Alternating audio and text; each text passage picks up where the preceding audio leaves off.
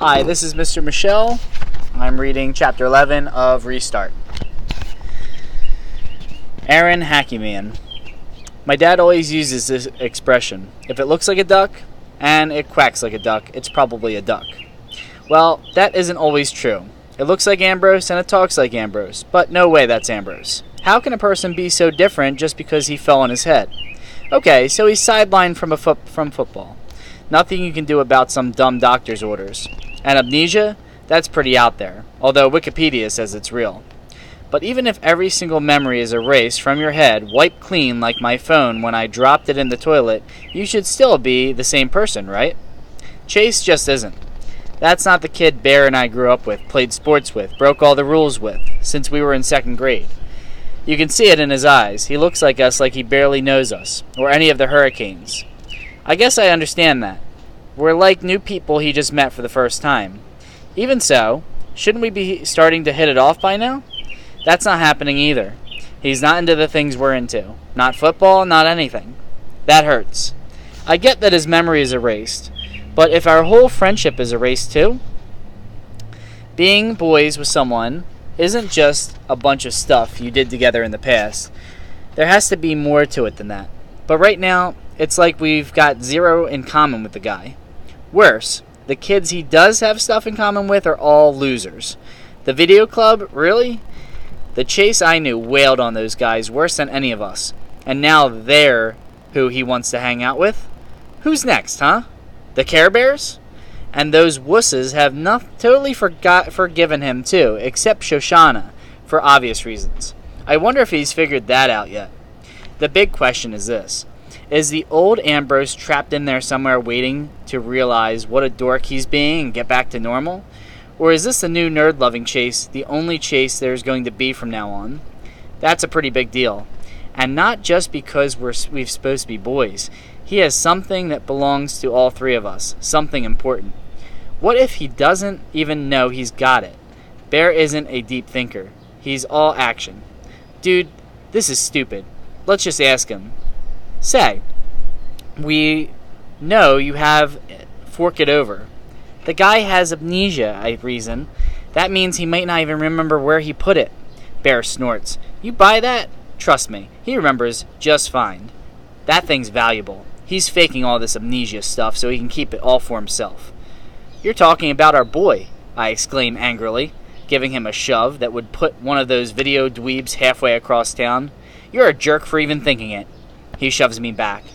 Then you're a jerk because I know you're thinking it too. But I'm not thinking it. Honestly, if Chase is punking us all with this amnesia stuff, that would be better.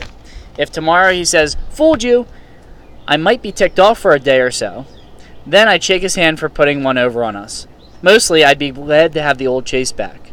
One way or the other, we've got a problem, I tell him. If we face him with it, and he honestly doesn't remember, then we've just confessed to a guy who wasn't really our friend anymore. Big deal. It is a big deal, I persist.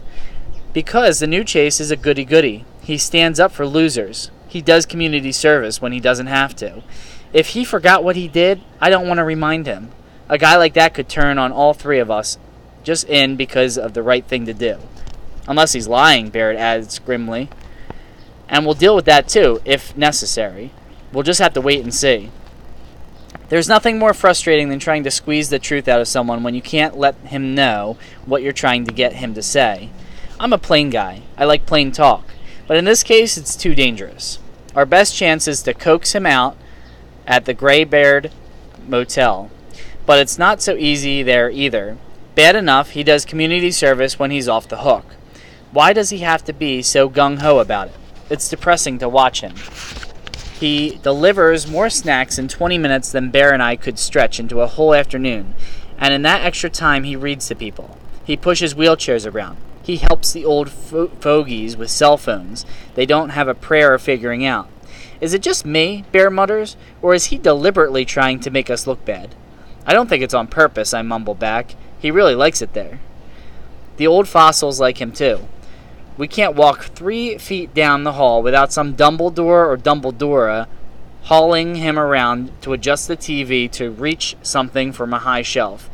Bear is insulted. We're taller than Ambrose. We can reach that stuff. How come nobody ever asks us? Because we'd say no, I remind him, or maybe just ignore them.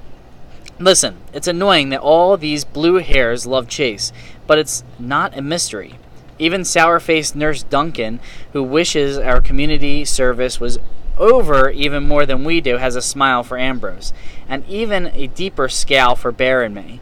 It doesn't help that Chase has forged the closest friendship with the one resident he should be staying away from, that crotchety old warhorse in room 121. Wouldn't you know it? The one graybeard who hates everybody, and who all the other graybeards hate right back, has decided to love Ambrose. Go figure. It's those stupid Korean war stories that brought the two of them together. Chase can't get enough of them, and the old geezer's overjoyed to have someone willing to listen who doesn't have to change his hearing aid battery 5 times in the course of it. How come you guys have so much to say to each other? Bear demands. Ambrose shrugs. He's interesting. It's not every day you get to meet somebody who's been awarded the country's highest medal. Why does he always have to bring that up? It makes me nervous, and it makes Bear practically crazy. Wikipedia says the Korean War only lasted 3 years, I grumble. He's already told you every minute of it. What more is there to say? Ambrose laughs. He's nice. He's not nice. Ask anybody in the building. He calls noise complaints on the squeaky wheelchairs. He yells out spoilers on movie night. The nurse hates him even worse than we do. If this was a reality show and they got to vote somebody out of the Graybeard Motel, he'd be on the street. But Chase gets called away to wheel Miss Berglund to her weekly canasta game, as if one of the orderlies couldn't do it. Maybe he just likes war stories, I offer to Bear. He isn't buying it. He never liked war stories before. And that's the whole problem. We know the kid, but we don't, which makes it almost impossible to figure out what's going on inside his head, or how worried we should be. And that is the end of chapter 11.